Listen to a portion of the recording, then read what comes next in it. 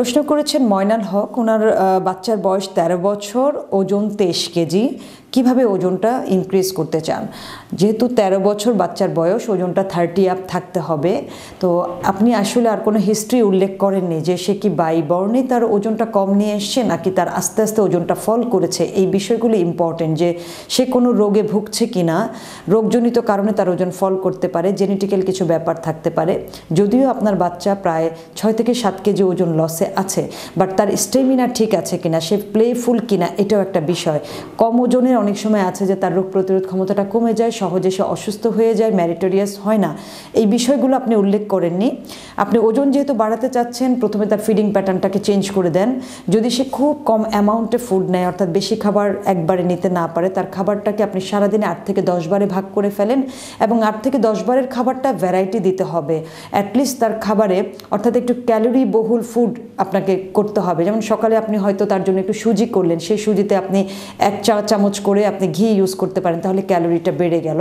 আপনি যখন খাবারটা তৈরি করবেন, সেই খাবারটা ডেজার্ট হলে তাতে একটু বাদাম কিশমিশ যখন যোগ করবেন, তাতে ক্যালোরিটা বেড়ে গেল। অর্থাৎ এই ক্ষেত্রে আমরা বলি খাবারটা অল্পই খাবে, বাট এটা ক্যালোরি বহুল হবে। 2 থেকে 3টা খাবার যখন মিক্সড করে একটা খাবার তৈরি করা হয়, সে খাবারটা অটোমেটিক্যালি ক্যালোরি বহুল হয়। যেমন আমরা বলি খিচুড়ি করার জন্য, খিচুড়িতে চাল ডাল মাংস সবজি তেল মশলা সব কিছু মিলে যেহেতু করা হয়, এটা খুব ক্যালোরি ডেন্স হয়। এই টাইপের খাবার আপনি আপনার বাচ্চাকে অনায়াসে দিতে পারেন। এবং যদি দেখেন যে বাচ্চার অ্যাপেটাইট খুবই কম, তাহলে সে কতদিন আগে কৃমির ওষুধ খেয়েছে সেটা খেয়াল করবেন। যদি এর মধ্যে না খেয়ে থাকে, আপনি কৃমির ওষুধটা আগে বাচ্চাকে দিবেন।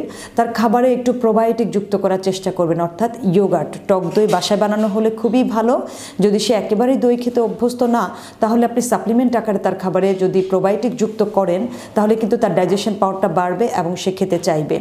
13 বছর একটি বাচ্চাকে চাইলে আপনি ওমেগা 3 ফ্যাটি অ্যাসিড, এটি মাছ যখন আপনি খাওয়াবেন সামুদ্রিক, সেখান থেকে পাবে। সাপ্লিমেন্ট আকারে দিলেও কিন্তু সে সেখান থেকে কিছু ক্যালোরি পাবে।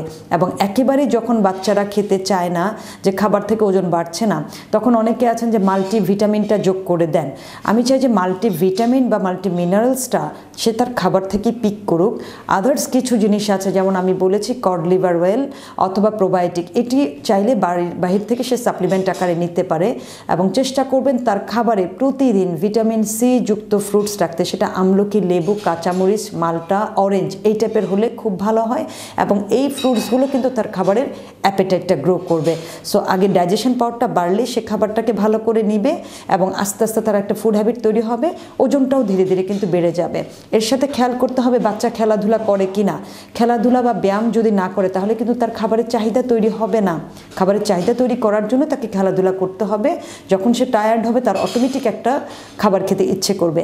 এই বিষয়গুলো একটু পূরণ করেন এবং খেয়াল করবেন বাচ্চার গ্যাস আছে কিনা। অনেক সময় হলো প্রচুর গ্যাস থাকে, সেজন্য বাচ্চা খেতে চায় না, তাহলে প্রপার ওয়েতে আগাতে হবে। আমি বলবো যে আপনি নিজে ট্রাই করার পরে যদি না হয়, তাহলে একজন বিশেষজ্ঞ পুষ্টিবিদের পরামর্শ নিয়ে সেই অনুযায়ী মিল প্ল্যানটা তৈরি করুন। এবং এক্ষেত্রে 13 বছর যেহেতু বয়স, টিনেজ একটা ইম্পর্টেন্ট টাইম, এই সময় বাচ্চাদেরকে অনেক কিছু বোঝানো যায় না।